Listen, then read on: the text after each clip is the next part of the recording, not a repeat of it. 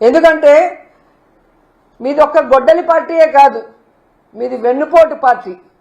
మీకు రాజకీయ భవిష్యత్తు ఇచ్చి నీకు పిల్లనిచ్చిన మామ ఎన్టీఆర్కే వెన్నుపోటు పొడిచిన మహానుభావుడు నువ్వు.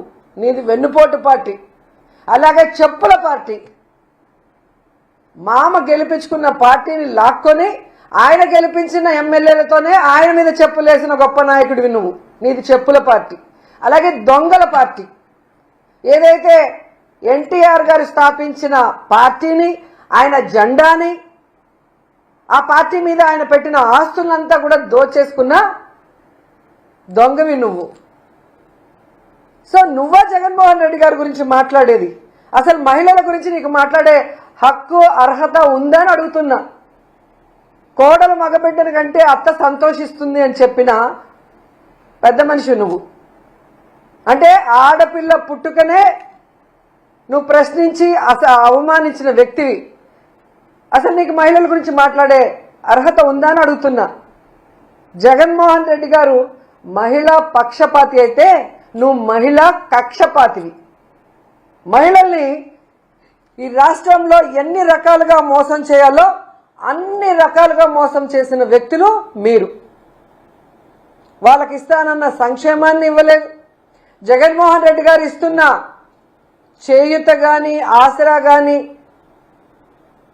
అలాగే అమ్మఒడి కానీ, బస్సుల విషయంలో కానీ, ఫ్రీ బస్సుల విషయంలో కానీ, రిజర్వేషన్ల విషయంలో కానీ, ముఖ్యంగా 18 ఏళ్లు నిండిన ప్రతి ఒక్కరికి ఇంట్లో ఎంతమంది ఉంటే అంతమందికి 1500 ఇస్తామని చెప్పారు.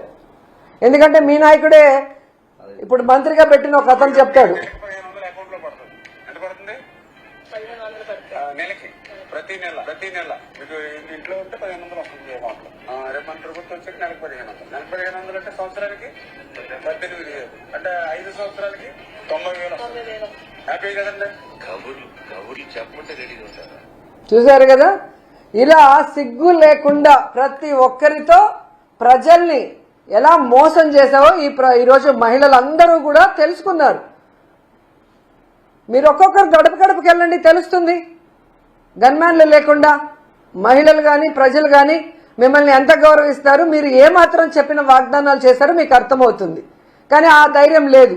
ఎంతసేపు జగన్ గారి మీద వ్యక్తిత్వ హననం చేయటం, వైఎస్ఆర్సీపీ నాయకుల్ని బూతులు తిట్టడం తప్ప మీకు మరో కార్యక్రమం చేత కాదనేది మరోసారి కూడా ప్రూవ్ అవుతుంది.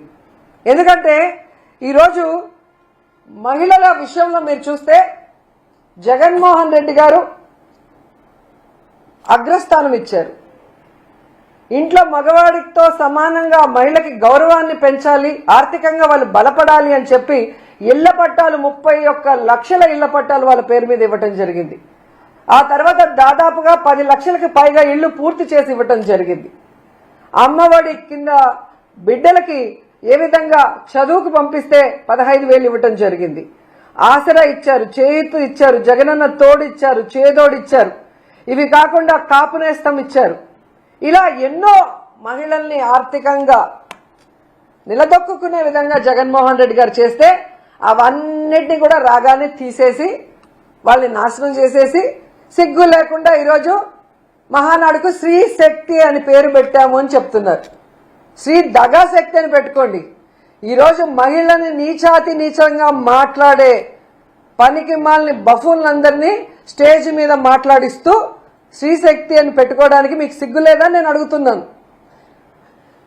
నిన్న లోకేష్ గారు ఇంకొక అడుగు ముందుకేసి ఎక్స్లో స్టేట్ ట్యూన్, నేను ఫస్ట్ టైము పార్టీ ప్రెసిడెంట్గా మాట్లాడబోతున్నాను, ఒక బిగ్ అనౌన్స్మెంట్ ఇస్తున్నాను, స్టేట్ ట్యూన్ అని చెప్పాడు.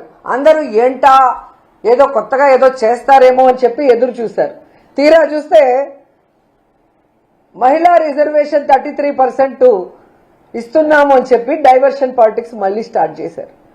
ఎందుకంటే నేను ఈ మాట అంటున్నాను, మహిళా రిజర్వేషన్ బిల్లు సందర్భంగా తెలుగుదేశం పార్టీ చంద్రబాబు నాయుడు ఈరోజు మహానాడు వేదికగా మళ్ళీ 2 నాల్కల ధోరణి అందరికీ కూడా చూపించడం మనం అందరం కూడా గమనిస్తున్నాం. ఎందుకంటే పార్లమెంట్లో మహిళా బిల్లు పాస్ అవుతుందని మొన్న మహిళా బిల్లుని ప్రవేశపెట్టిన సమయంలో డీలిమిటేషన్ పేరుతో కాంగ్రెస్ పార్టీ ఆ మహిళా రిజర్వేషన్ ని అడ్డుకున్నప్పుడు ఆ పార్లమెంట్ లో మహిళా రిజర్వేషన్ అడ్డుకున్న కాంగ్రెస్ నాయకుడితో మన టీడీపీ వాళ్ళు బ్రేక్ఫాస్ట్లు, లంచ్లు, డిన్నర్లు చేసిన మహిళా ద్రోహులు కాదా అని అడుగుతున్నాను. ఎందుకంటే పార్లమెంట్లో జరుగుతున్నప్పుడు టీడీపీ మహిళా మంత్రులకి, టీడీపీ మహిళా ఎమ్మెల్యేలకి ఢిల్లీలో ఏం పనండి? తెగ హడావిడి చేశారు. అందరూ ఏమనుకున్నారు? ఓహో, మహిళా బిల్లు స్వాగతించడానికి వెళ్ళారేమో ఢిల్లీకి, ఒకవేళ మహిళా బిల్లు అక్కడ ఓకే అయితే సంబరాలు చేసుకోవడానికి వెళ్ళారేమో అని అందరూ కూడా అనుకున్నారు. తీరా చూస్తే అక్కడ ఏం జరిగింది? మహిళా బిల్లును దగ్గరుండి ఓడించిన కాంగ్రెస్ సీఎం రేవంత్ రెడ్డి గారితో మన మహిళా టీడీపీ మంత్రులు, ఎమ్మెల్యేలు ఏ విధంగా చిరునవ్వులు చిందిస్తూ వారి ఇంటిలో ఫోటోలు తీసుకున్నారు, వాటితో బ్రేక్ఫాస్ట్ చేశారు మనం చూసాం. అంటే మహిళా బిల్లు అక్కడ వీగిపోయిన తర్వాత మీరు ఎంజాయ్ చేస్తున్నారు అంటే మీరు మహిళా బిల్లుకి వ్యతిరేకులు, మహిళా రిజర్వేషన్ కి వ్యతిరేకులు అనేది ఈ రాష్ట్ర ప్రజలందరూ కూడా గమనించారు. ఆ విషయం మీరు తెలుసుకోవాలి. అలాగే మీరు చూస్తే మహిళలే కాకుండా టీడీపీ ఎంపీలు కూడా ఏ విధంగా రేవంత్ రెడ్డి గారితో డిన్నర్లు చేస్తూ రాత్రుల్లో ఫోటోలు దిగారో ఆ ఫోటోలన్నీ కూడా బయటకు వచ్చాయి. అంటే వీరు ఏ విధంగా మహిళా రిజర్వేషన్ బిల్లుకి సపోర్టివ్ గా ఉన్నారని ప్రజలు నమ్ముతారని ఈరోజు మహానాడులో మళ్ళీ అబద్ధం చెప్తున్నారని నేను అడుగుతున్నాను. ఎందుకంటే